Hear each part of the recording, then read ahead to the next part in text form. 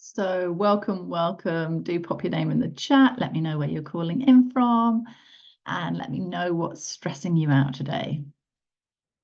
So if you remember from yesterday, this graphic was about the kinds of things that stress you out. And I want you to think about, as we start this session, what do you need to decide in order to stop the stress? What would it take for you to stop feeling stressed? So think about here, would you need to feel different, or would you need the situation to stop? That's usually what my clients tell me. If they could just stop that situation, Liz, I would stop feeling stressed. Sadly, we can't do that. I can't make the person, the planet, or the situation change, and neither can you. Only thing you can change is you, and whether you decide to feel different. And notice that I'm not trying to make you feel better. I'm just trying to stop you feeling stressed. And the reason I want to do that is because when you're stressed, you don't have access to your prefrontal cortex. So you can't make decisions well. You can't think clearly.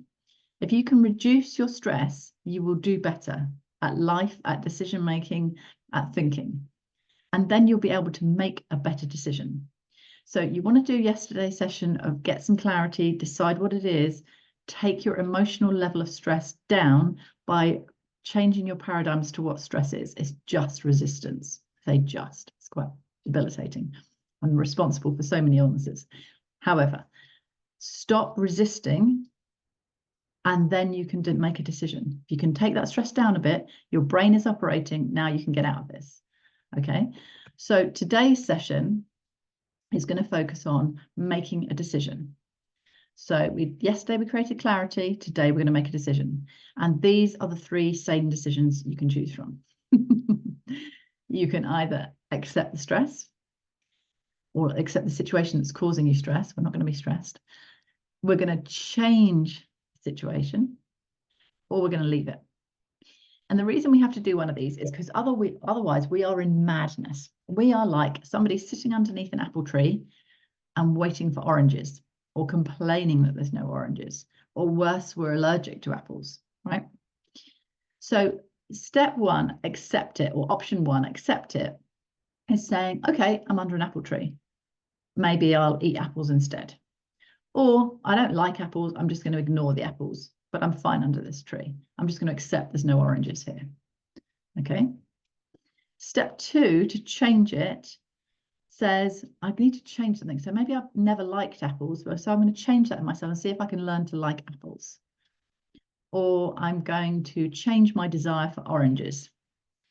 Or, more stupidly, I'm going to change the apple tree into an orange tree. I'm going to change its DNA. I'm going to tape oranges to the branches instead of apples. Now, clearly that is not going to work well, right? But that is the equivalent of what we're doing in the real world. We're trying to change the thing to make us feel better, but that's not how it works. Generally speaking, we're going to have to change ourselves, not the thing. You could, if it's a global, the reason I put an activist there as a picture is, if it's a global thing, you could join a movement and try and change it. You know, these movements work where nothing else has. So if that's your passion, get engaged, do something to change it. You'll feel a lot better than sitting complaining that the apple tree is not producing oranges. It just isn't, right? The last thing you can do is leave it. So this is to get up, go away from the apple tree and go find an orange tree if that's what you want. So this is a nice analogy for relationships, but it also works for jobs. It works for anything you're stressed about. Either accept it, change it, or leave it. And sometimes one of those options is not open to you. So it might be something has happened and it's already ended. Somebody's abandoned you in a relationship, or you've been made redundant, or something's happened and you can't change it. It's happened to you, but you could accept it or leave it. And leaving it means stop obsessing about that situation and move on to something else. So the power is going somewhere away from what you're trying to move or what you're trying to change. If you say, I'm not going to do this, it's like saying, I'm not going to smoke, or I'm not going to drink. It just makes your brain focus on it, because your brain doesn't do knots. So if you're going to leave it, you have to go somewhere positively. Loads more on this tomorrow. So How do you do that? Lots of my clients say, I can't do that, Liz. You can, but you have to become the person that can do that. And this is not some deep-seated thing. Everybody's like, Liz, I have to be my authentic self. I think the world has done us a bad disservice here in saying that we're this one true authentic self. Rubbish. We have loads of characters that we play, and our personality is very morphable. We can change it. I first discovered this when I was at college. I was 16, and I had been a bullied kid all through my childhood, pretty much. And I was on my way to college, sitting on the bus, and thought, I don't know anybody here. There's nobody from my school who's going to my college. How would anyone know that I wasn't a popular kid at school, that I was the most popular girl at school? And I laughed to myself. And I checked out my clothes to see if they gave me away. They didn't. Okay. So I could pretend to be the most popular girl at school and no one would know. Or would they? So I decided to run a little experiment. So I got to college and thought, what would a popular girl do? She'd just find the most cool looking bunch of people, walk right up to them and start talking. So I did. And they were talking about what you could do in the complimentary session. So you could pick anything from radio and newspapers and things like that. And I said, wow, I'd love to do the radio. And this girl looked at me like no one had ever looked at me before, with utter admiration, and said, gosh, you're so confident. I wish I was that confident. I did nearly laugh out loud. 20 minutes before on the bus, I certainly wasn't that confident. And within 6 weeks of asking myself, what would the popular person do? I was probably one of the most popular girls in the college. I knew everybody. I ran the radio station because the teacher had left.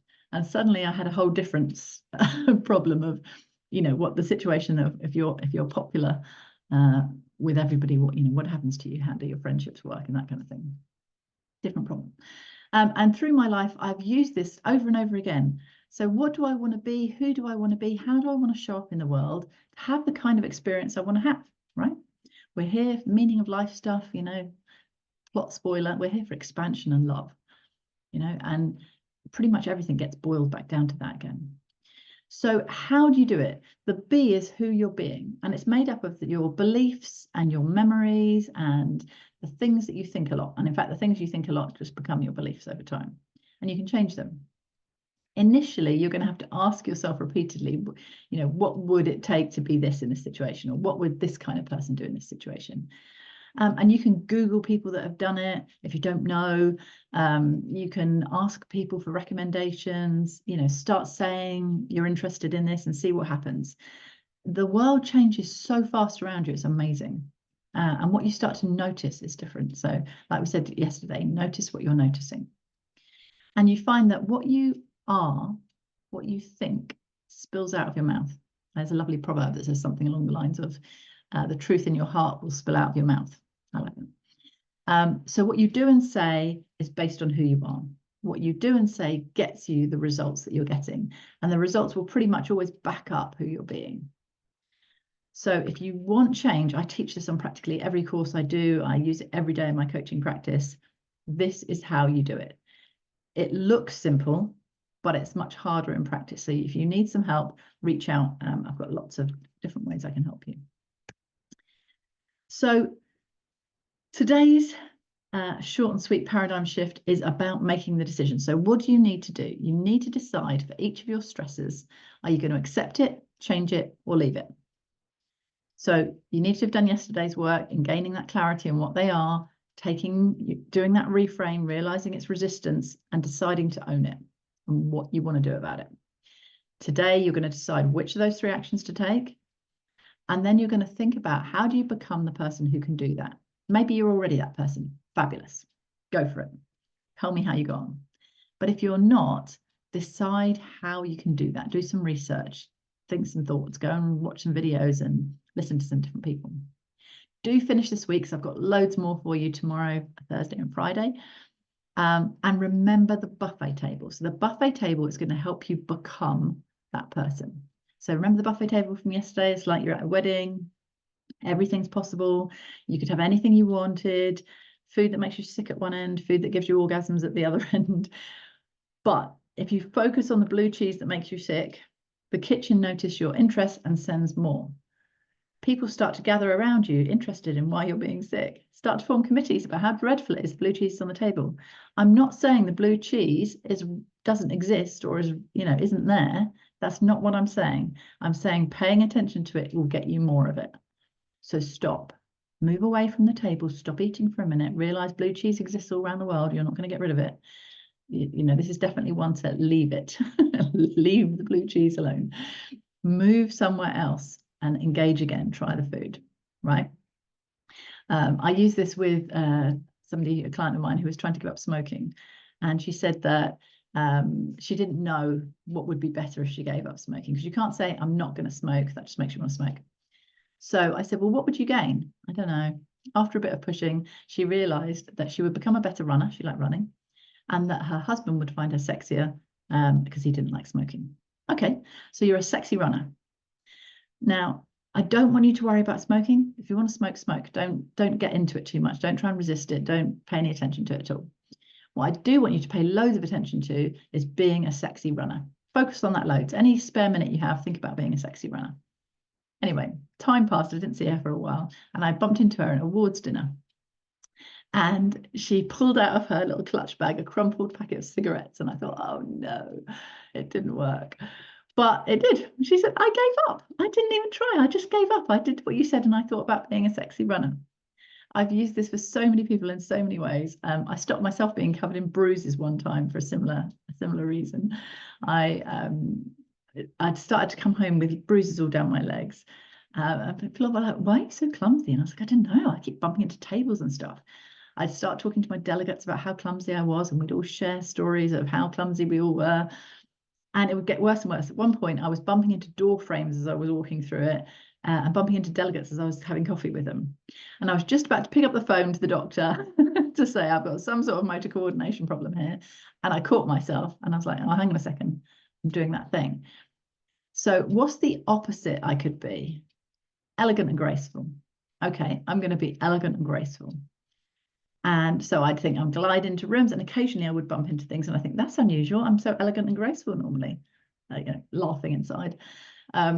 But the more you can convince yourself, I started to try and dress more elegantly at the time. But within 2 weeks, it stopped. I now don't bump into anything anymore. I have a good sense of personal space. But you have got to kind of, in the beginning, embed this new way of thinking. So more tomorrow, how to do that. Your positive power is your purpose.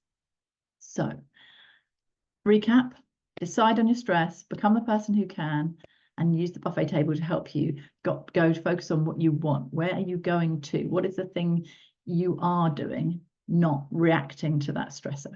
Because remember, the resistance is where all the bad stuff is. Got it? Awesome. Any questions, send me a message. I'd love to hear from you. Tell me how you get on, and I'll see you all tomorrow. Bye.